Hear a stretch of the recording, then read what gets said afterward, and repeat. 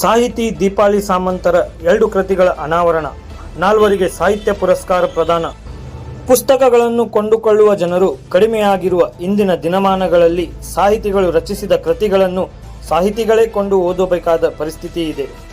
ಛಂದಸ್ಸಿನ ಅಲಂಕಾರದಲ್ಲಿ ಮೂಡಿಬಂದಿರುವ ದೀಪಾಲಿ ಸಾಮಂತರ ಕೃತಿಗಳನ್ನು ಸಾಹಿತಿಗಳಾದವರು ಕೊಂಡು ಓದಿ ಅವರನ್ನು ಸಾಹಿತ್ಯ ಕ್ಷೇತ್ರದಲ್ಲಿ ಪೋಷಿಸಬೇಕಾಗಿದೆ ಎಂದು ಕೇಂದ್ರ ಕನ್ನಡ ಸಾಹಿತ್ಯ ವೇದಿಕೆಯ ರಾಜ್ಯಾಧ್ಯಕ್ಷರಾದ ಕೊಟ್ರೇಶ್ ಎಸ್ ಉಪ್ಪಾರ್ ಹೇಳಿದರು.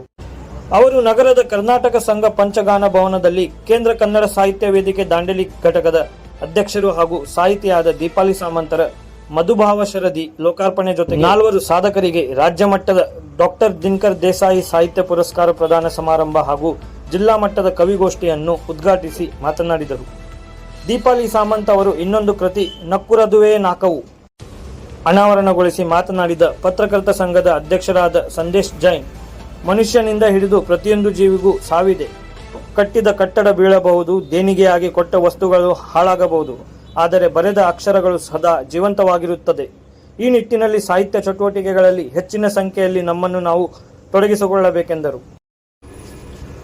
ಮುಖ್ಯ ಅತಿಥಿಗಳಾಗಿ ಭಾಗವಹಿಸಿ ಮಾತನಾಡಿದ ಕೇಂದ್ರ ಕನ್ನಡ ಸಾಹಿತ್ಯ ವೇದಿಕೆಯ ಜಿಲ್ಲಾಧ್ಯಕ್ಷರಾದ ಶಿವಲೀಲಾ ಹುಣಸ್ಗಿ, ಸಮರ್ಪಣಾ ಭಾವನೆಯಿಂದ ಸಾಹಿತ್ಯದಲ್ಲಿ ತೊಡಗಿಸಿಕೊಂಡವರಿಗೆ ಮಾತ್ರ ಸಾಹಿತ್ಯದ ಗಂಧ ಅರ್ಪಣೆಯಾಗಲು ಸಾಧ್ಯವೆಂದರು. 4 ಸಾಧಕರುಗಳಾದ ನಗರದ ಸಾಹಿತ್ಯ ಪ್ರತಿಭೆ ಕುಶಾಲ್ ಶರದ್ ಕುಲಕರ್ಣಿ, ಮೈಸೂರು ಜಿಲ್ಲೆಯ ಮೊಹಮ್ಮದ್ ಅಂಜುಮ್ ಪಾಷಾ, ಕೊಡಗು ಜಿಲ್ಲೆಯ ರಶ್ಮಿ ಚಂಗಚಂದ, ವಿಜಯಪುರ ಜಿಲ್ಲೆಯ ಗುರುಲಿಂಗಪ್ಪ ಮಲ್ಲಪ್ಪ ಹಳ್ಳೂರ್ ಇವರಿಗೆ ರಾಜ್ಯ ಮಟ್ಟದ ಡಾಕ್ಟರ್ ದಿನಕರ್ ದೇಸಾಯಿ ಸಾಹಿತ್ಯ ಪುರಸ್ಕಾರವನ್ನು ಪ್ರದಾನ ಮಾಡಲಾಯಿತು.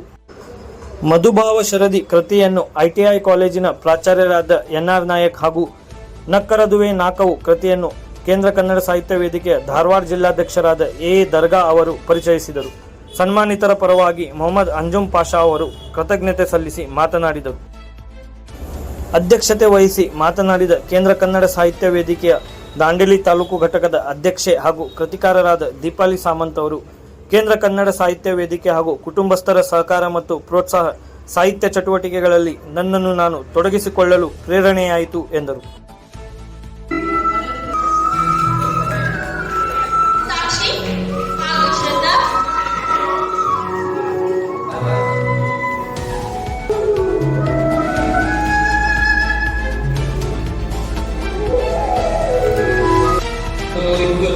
ಈಗಾಗಲೇ ಮಣ್ಣಿನ ಬಟ್ಟಲು ಕವನ ಸಂಕಲನ ಮತ್ತು ಅಮ್ಮ ಬಂಜೆಯ ಬಗ್ಗೆ ಹೇಳಿರುತ್ತಾರೆ.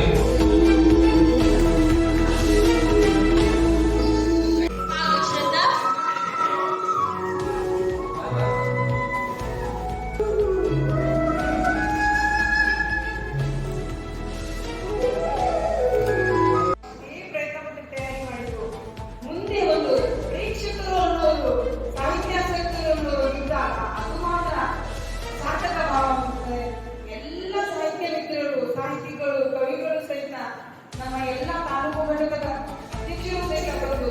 ಇಂದಿನ ಈ ಕಾರ್ಯಕ್ರಮಕ್ಕೆ ನಮ್ಮ ದಾಂಡೇಲಿಯ ಹಲವಾರು ಗಣ್ಯರು ಸಹಿತ ಇಲ್ಲಿ ಬಂದಿದ್ದಾರೆ. ಅವರೆಲ್ಲರೂ ಸಹಕಾರ ನೀಡಿ ಈ ಕಾರ್ಯಕ್ರಮ ಯಶಸ್ವಿಯಾಗುವಂತೆ ಮಾಡಿದ್ದಕ್ಕೆ ನಮ್ಮೆಲ್ಲರಿಗೂ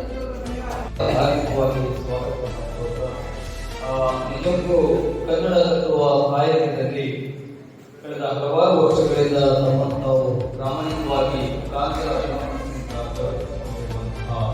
ಶ್ರೀ ಕೋಟ್ವೇಲ್ ಹಾಗೂ ಅವರ ಎಲ್ಲ ತಂಡಕ್ಕೆ ಹಾರ್ದಿಕವಾಗಿ ನಾವು ಕೃತಜ್ಞತೆಗಳನ್ನು ಅಭಿನಂದನೆಗಳನ್ನು ಸಲ್ಲಿಸ್ತಾ